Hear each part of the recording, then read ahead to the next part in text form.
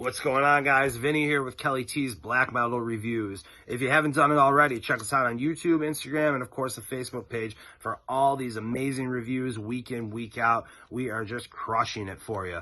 So this week I had a treat. Dakota Westbrook, the Somber Collections, parts 1, 2, and 3. It's a 3-part trilogy EP series. Just brilliant, but we'll get into that. First, a little bit about Dakota Westbrook.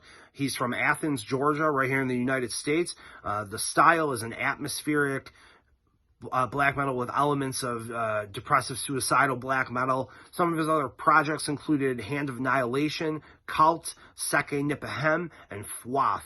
Now, his discography as a solo artist begins in 2016 when he dropped When Nature Calls Me Home, the demo, followed shortly by When the Snow Falls, which was a full-length. 2017, he did Into the Loneliness full-length, followed by The Worthless full-length. And then in 2019, he began the Somber Collections. He did part 1, followed closely by part 2, and then just within the past few months, he released Somber Collection part 3.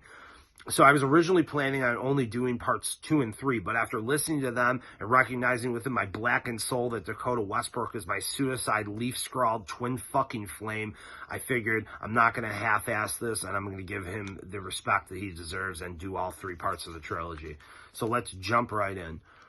So track 1 on Somber Collection Part 1 was When Nature Calls Me Home, the title track from his first demo there. This was beautiful, symphonic, precise, instantly transporting the listener to a place of immense cold and suffering. Overwhelming keys allowed the atmosphere to permeate within your heart and soul. Sparse lyricism fed the droning despair, and as the sonic snow falls in your ears, you begin to feel home. So he just nailed it. Track 2 was Numb. It was bit-crushing and malevolent at its core. Numb rings true. Almost an early Dimmu Borgir feel, consuming, windswept emotional masterpiece. The tone drives the feeling, and the feeling is hollow, unrepentant, and damning.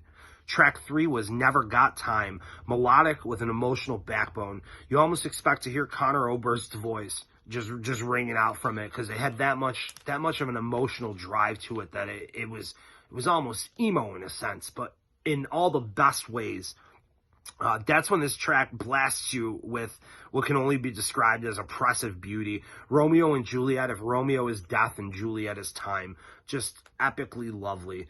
Somber Collection Part 2. All 3 of the EPs in this trilogy only have 3 tracks apiece, so it's going to be kind of a boom, boom, boom here.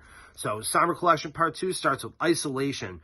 Taking its toll early, the onset is unrelenting, and this is winter forest music at its purest form. Alone in an ancient world, lost in an empty dream. Just gorgeous. I just love it. Makes you feel all warm inside. Track 2 was Darkness. So if there's one commonality between these tracks to this point, this trilogy to this point, this guy knows how to capture emotion and then properly reconstruct and title them. He's just a beast at it. Another track which is absolute within its own truth. Darkness is a classical and compelling tune within modernity as well. So it takes from the old and it gives life to the new. All-encompassing and gripping would be the best way to describe it. Track 3 was Living Hell.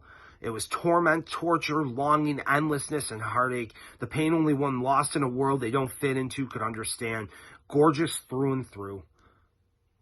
So that was the second one, and oh boy, just the third part of this trilogy seals this all up nicely with a goodnight kiss from death itself. So Somber Collection Part 3. Track 1 was Let Me Go.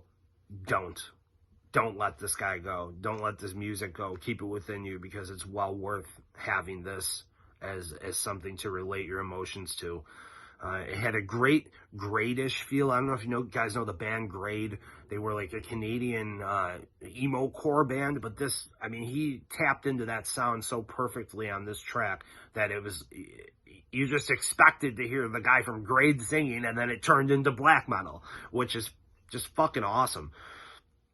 So, I mean, like I said before, this guy's a beast when it comes to combining sounds, and he just nailed it perfectly. It was emotional and epically lovely, captured the elegy of relationships past within the aura of hopefulness. I absolutely loved this song.